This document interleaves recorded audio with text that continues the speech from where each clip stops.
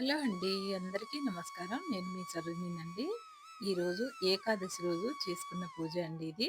నేను ఏకాదశి రోజు స్వామివారికి అభిషేకం చేసుకున్నది. అది మీకు వీడియోగా పెట్టానండి.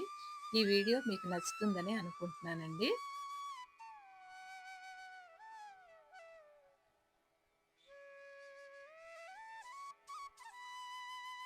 స్వామివారికి అభిషేకం ముందు ఇలా దీపారాధన అంతా చేసుకోవాలండి. నేనైతే ఇలా చేసుకుంటానండి. దీపారాధన చేసుకున్న తర్వాత కొద్దిగా ధూపం పెట్టాలండి. కొంచెం ధూపం పెట్టి ఆ తర్వాత స్వామివారిని అభిషేకానికి ప్రిపేర్ చేసుకోవాలి. ఏ వస్తువులతోటైతే మనం పూజ చేస్తున్నామో అన్నీ పక్కకు పెట్టుకోవాలండి.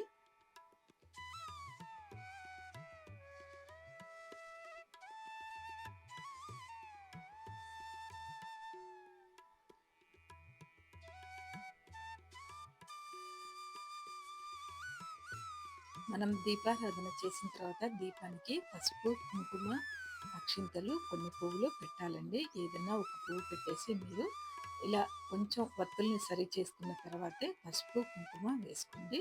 ఇప్పుడు కూడా దీపం పెట్టిన తర్వాత పసుపు, కుంకుమ, కొంచెం అక్షింతలు, పువ్వులు పెట్టి మనం దండం పెట్టుకోవాలండి. దీపానికి ఫస్ట్ దండం పెట్టుకొని ఆ గణపతిని కూడా ఫస్ట్ మనం దండం పెట్టుకోవాలండి. ధూపం కూడా చూపించి చిన్న బెల్లం ముక్క గణపతికి పెట్టాలండి. పెట్టేసిన తర్వాతే మనం ఈ అభిషేకం స్టార్ట్ చేసుకోవాలండి. లేదా మనం గణపతికి పంచదారైనా ఏదైనా గణపతికి మాత్రం ఫస్ట్ కొంచెం ఒక బెల్లం ముక్క పెట్టేయాలండి మనం దీపారాధన చేయంగానే.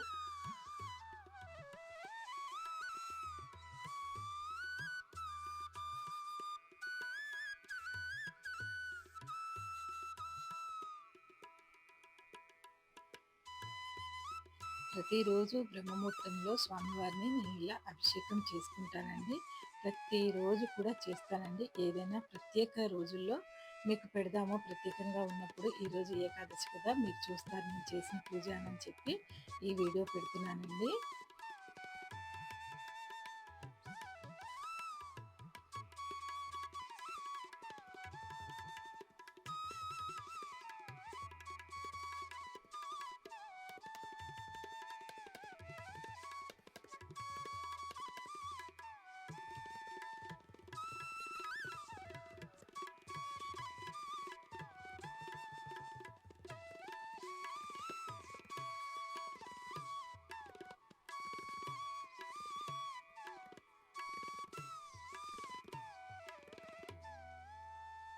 ఇలా అభిషేకం చెంబులో మనము కొంచెంగా పసుపు వేసుకోవాలండి. అది గంగా జలం కొంచెం కలిపానండి. మంచినీళ్ళు మనం తాగే వాటరే తీసుకోవాలండి. స్వామివారికి మంచినీటిని తీసుకొని అందులో నుంచి ఎందుకని ఎప్పుడైనా ఒక చిన్న చెంబులో నేను ఒక చిన్న బిందెలో స్వామివారికి పట్టి పక్కకు పెట్టుకుంటానండి. ప్రతిరోజు కూడా అందులో నుంచి నిండు బిందెలోకెళ్ళి తీస్తానండి. నీళ్లు మాత్రం తీసి మనం కాసింత అందులో గంగా జలం కలుపుకోవాలండి.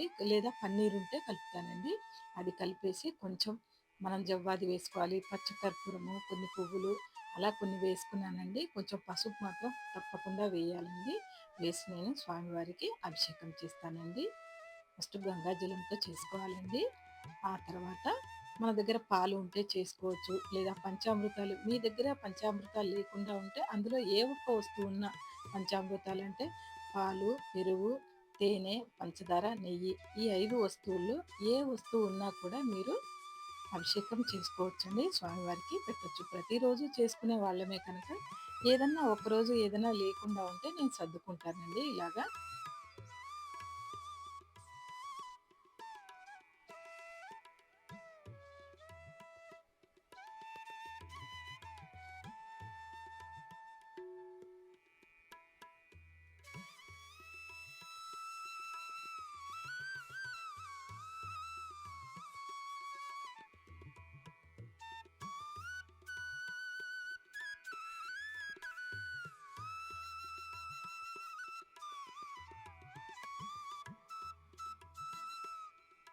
ఈ అభిషేకం చేసేటప్పుడు నేను 4 గంటలకే అలా మొదలు పెట్టేశానండి. పూజ గదిలోకి వచ్చేసాను. ఎందుకంటే నేను నైటే కొన్ని పనులు చేసుకుంటానండి. అందుకనే త్వరగా పూజకి నేను రెడీ అయ్యానండి ఈరోజు మాత్రం.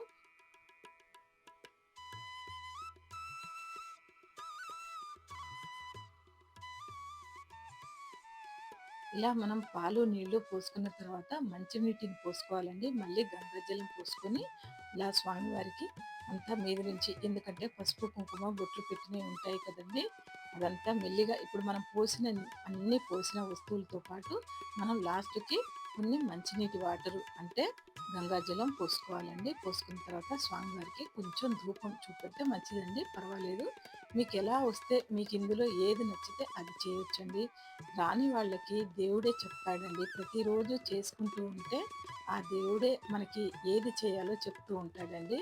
ఇలా కొంచెం మంచినీళ్ళు తీసుకొని మళ్ళీ అందులో కొంచెం అంత జవ్వాది వేసుకొని, పచ్చకర్పూరం వేసుకొని స్వామివారిని పువ్వుతో నేను మొత్తం అన్ని బొట్లు పోయేలాగా కొంచెం అద్దేస్తానండి. అద్ది తుడుస్తూ ఉంటానండి నేను. ప్రతిరోజు కూడా చేసేది ఇదేనండి. అక్క మీరు అభిషేకం తర్వాత ఏం చేస్తారు స్వామివారిని అని ఒక అమ్మాయి అడిగిందండి నా సబ్స్క్రైబరు. పాపం తనకి చెప్తున్నానండి నేను.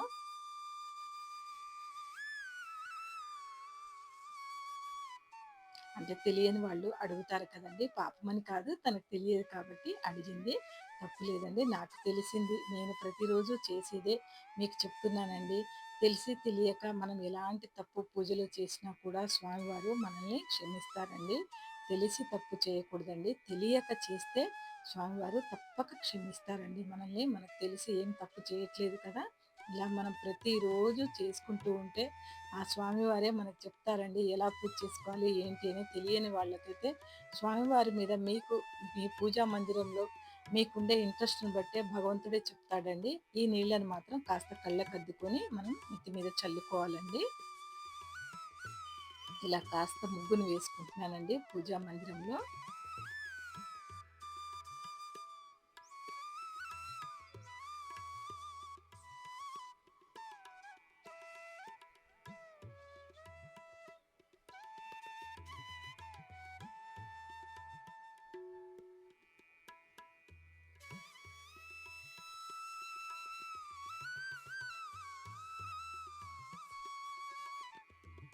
మనము ఎక్కడైనా పద్మం వేసుకున్నప్పుడు చుట్టూ బంధనం వేసుకోవాలండి. 4 దిక్కులు కూడా ఎప్పుడైనా కూడా బంధనం వేసుకోవాలండి. నాకొకరు చెప్పారండి ఇలాగా. అందుకే నేను కూడా మీతో చెప్తున్నానండి. మనం పద్మం వేసుకున్నప్పుడు 4 దిక్కులా మీరు తప్పకుండా వేసుకోవాలండి. ఇలా బంధనం వేసుకోవాలని చెప్పారండి. అందుకే నేను బయట వేసిన, ఇంట్లో దేవుడి దగ్గర ఎక్కడ ఇది పద్మం వేస్తే మాత్రం చుట్టూ బంధనం 4 దిక్కులు కూడా మనం బంధనం చేయాలంటండి.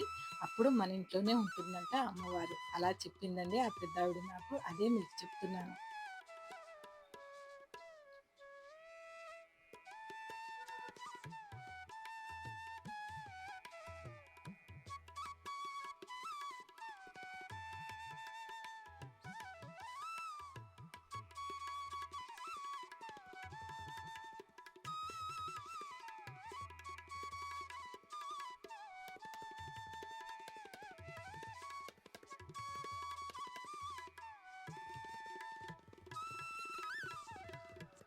స్వామివారికి చక్కగా మల్లెలు తెచ్చారండి మా వారు. ఇది విజయ ఏకాదశి అంటండి. ఈ రోజైతే మాత్రం శుక్రవారం రోజు మనం చేసుకుంటామండి. అందరూ కూడా చేసుకుంటున్నాము. అందరూ కూడా ఏకాదశి పండుగని మంచిగా జరుపుకొని ఉంటారని అనుకుంటున్నానండి. ఎందుకంటే ఇలా మల్లెల సీజన్‌లో వచ్చినప్పుడండి ప్రతి పండగ కూడా మనకి ఇప్పుడు శివరాత్రి ముందు మల్లె మొగ్గలొస్తున్నాయండి. చక్కగా స్వామివారికి ప్రతిరోజు పెట్టడానికైతే నాకు సంతోషమండి. స్వామివారిని నేను విరజాజి పూలలో చూస్తాను. మల్లెపూలల్లో ఆ శ్రీరామచంద్రుడికి అలంకరిస్తే ఆ మల్లెపూలు ఎంత బావుంటాయండి నిజంగా. ఈ అలంకారం అంటే నాకిష్టమండి. అందులో మల్లెలొస్తే మాత్రం స్వామివారికి ఏసి నేను చాలా ఇష్టపడుతూ ఉంటానండి. చిన్న మొక్క తులసి దొరికిందండి. ఎందుకంటే ఒక్కొక్కసారి ఎక్కువ దొరుకుతుంది. ఒక్కొక్కసారి చిన్న కాడ దొరికినా చాలండి. అది నాకు సంతోషమేనండి.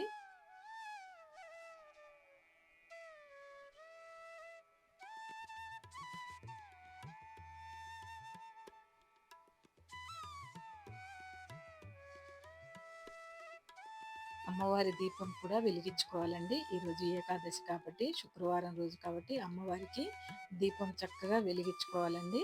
ఎందుకంటే పెద్ద వెండి దీపం పెట్టే కన్నా ఈ చిన్న దీపంతోటే నేను సంతోషపడతానండి. భలే ముద్దుగా ఉంటదండి అమ్మవారు మాత్రం. నాకు చాలా నచ్చుతదండి. అందుకనే నేను వెండిది తక్కువ పెట్టుకుంటూ ఈ అమ్మవారినే పెట్టుకుంటానండి. అలా నేను చక్కగా అమ్మవారిని అలంకరించి మల్లె మొగ్గలు అమ్మవారికి కూడా పెట్టానండి కొన్ని. పెట్టి ఆ దీపాన్ని వెలిగించి పసుపు, కుంకుమ, అక్షింతలు, పువ్వులు అలంకరించానండి. అమ్మవారికి గులాబీ పూల రెక్కలు పోతున్నాయండి పెడుతుంటే, అందుకే అమ్మవారి చుట్టూ కొంచెం చల్లానండి.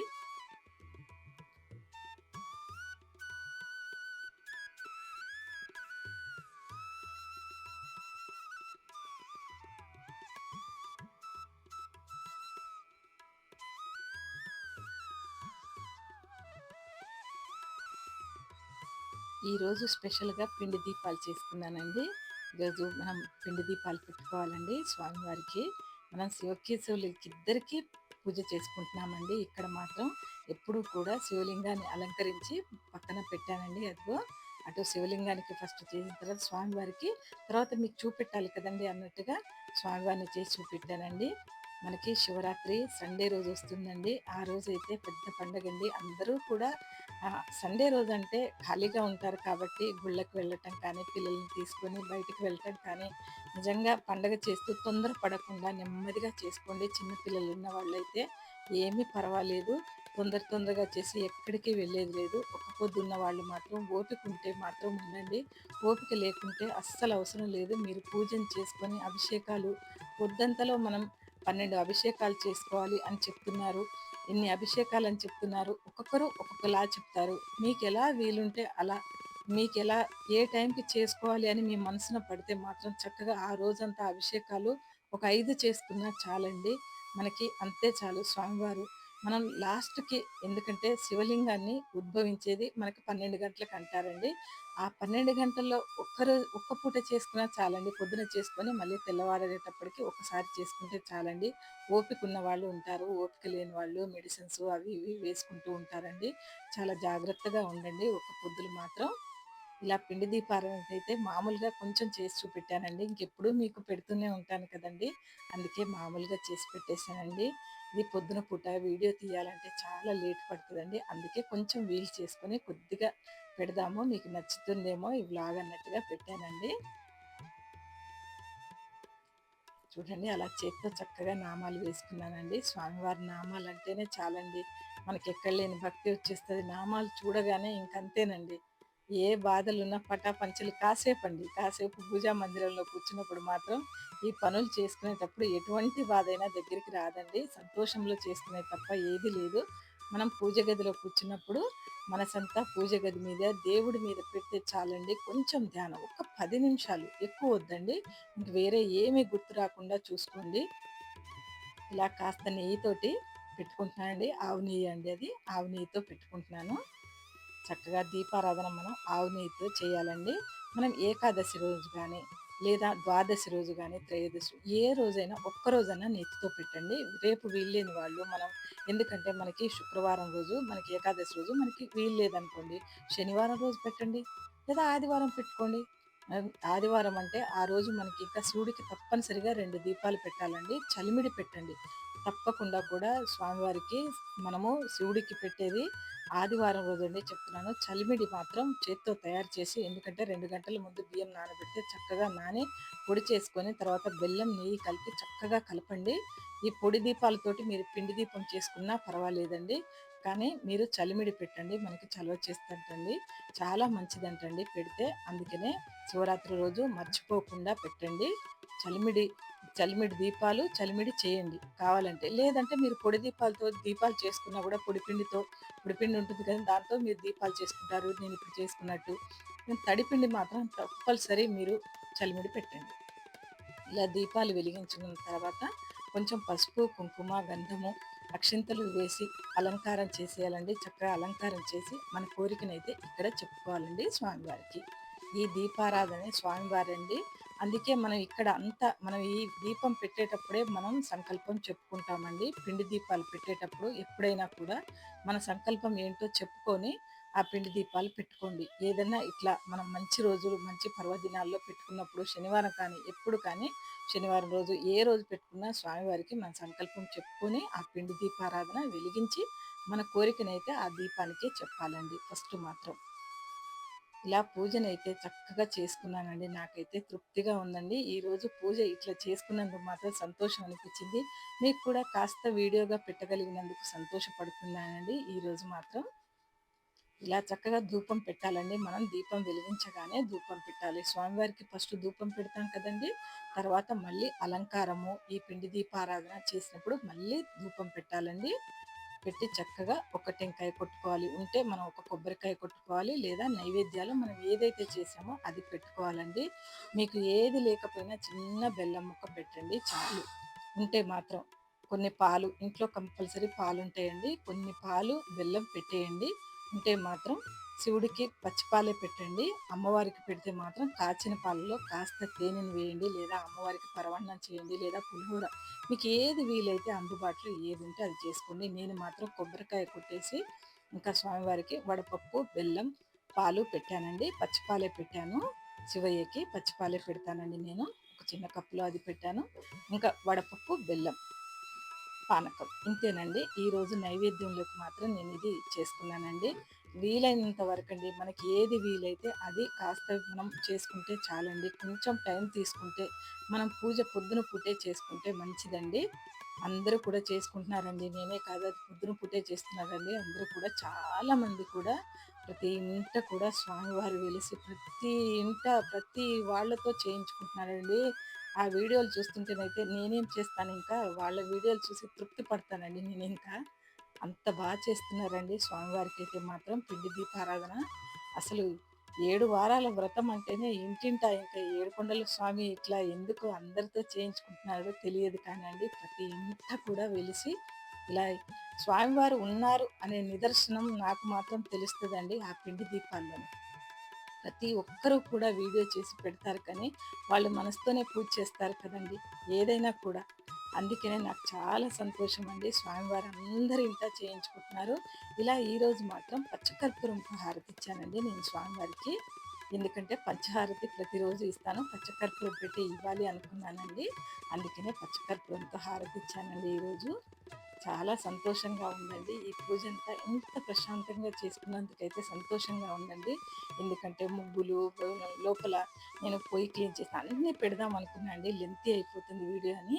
స్వామివారి అభిషేకం మీకు కావాలండి, మీకు సంతోషం ఉంటుంది స్వామివారి అభిషేకం చూస్తే అన్నట్టుగా ఈ వీడియో పెడుతున్నానండి. నచ్చితే మాత్రం ఒక్క లైక్ ఇవ్వకుండా పోకూడదండి.